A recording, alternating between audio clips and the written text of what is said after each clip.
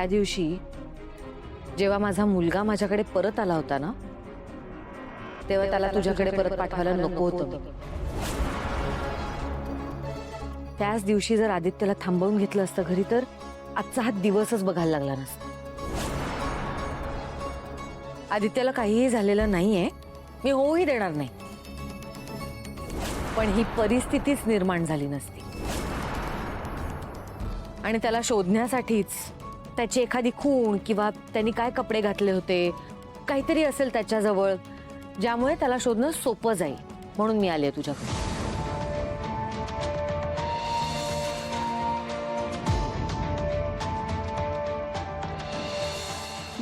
देवी आई, आदित्य सरांनी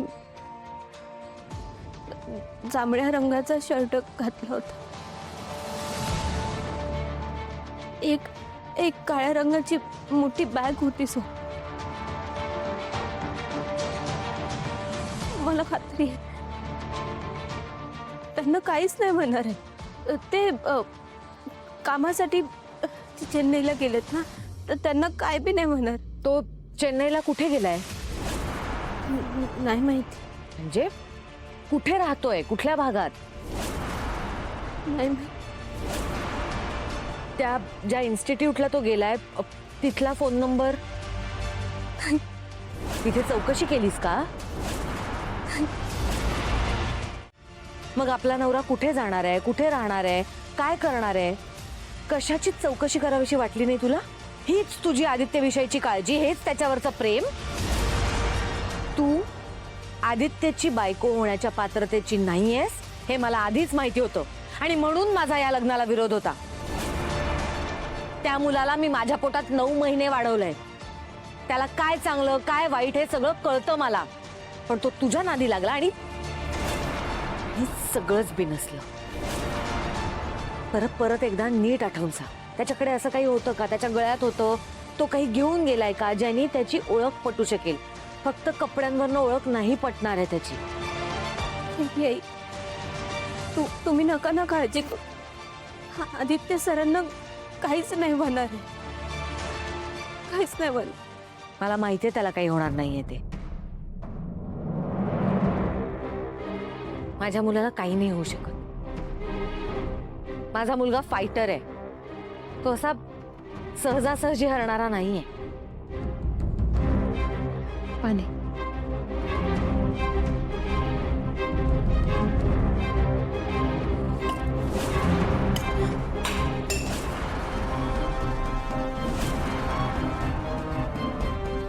हारू, तू आदित्यला जपायला हवं होतंस. तुझ्या सुखासाठी तो ही सगळी धडपड करतोय. तुझ्यामुळे आज आदित्यवर हे सगळे जीवघेणे प्रसंग येत आहेत. तुझ्यामुळे आता आदित्य परत आला ना की मी त्याला कधीच तुमचा बी विश्वास आहे ना की आदित्य सरांना काहीच नाही झालंय?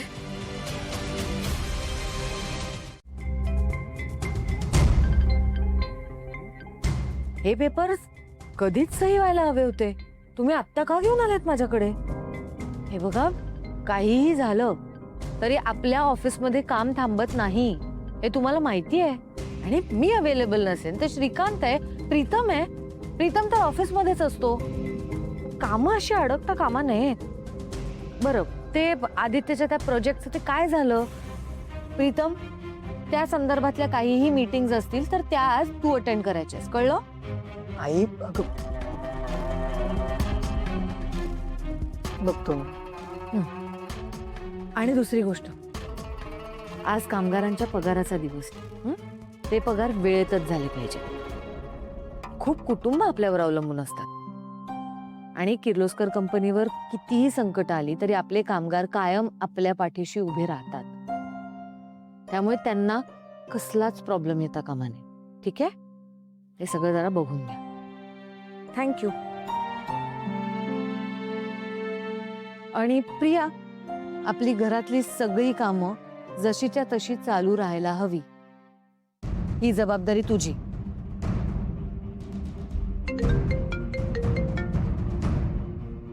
हॅलो, बोला. हा, काही कळलं का? मला लगेच फोन करा. हो हो. दादासाहेब काय आहे हे? तुम्ही जरा समजावा ना वहिनींना. आपल्या घरात काय परिस्थिती सुरू आहे आणि त्यांना फक्त कामाचं पडलंय.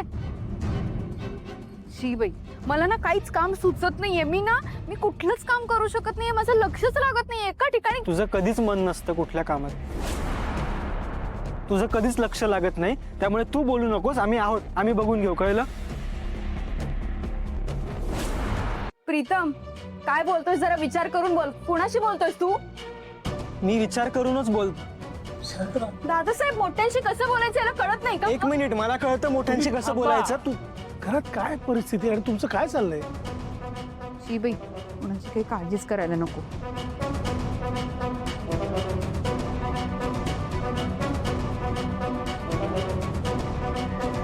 काय चाललंय आईचं? ते आपल्यावर काय परिस्थिती आली आहे, दादा कुठे आहे, कसा आहे, काय माहित नाही, आणि कामाचं काय बघते ती. प्रीतम, तुला असं वाटतंय का की आईला आदित्यची अजिबातच काळजी नाहीये? ओ बाबा, मला वाटतंय आता तसं नाहीये. आपल्या सगळ्यांपेक्षा जास्त काळजी करते अहिल्या. ती दाखवत नाही एवढंच. सगळी कामं बाजूला ठेवून जर का अहिल्याने फक्त आदित्यचाच विचार केला ना, तर जगणं कठीण जाईल तिला. तर प्लीज, जे चाललंय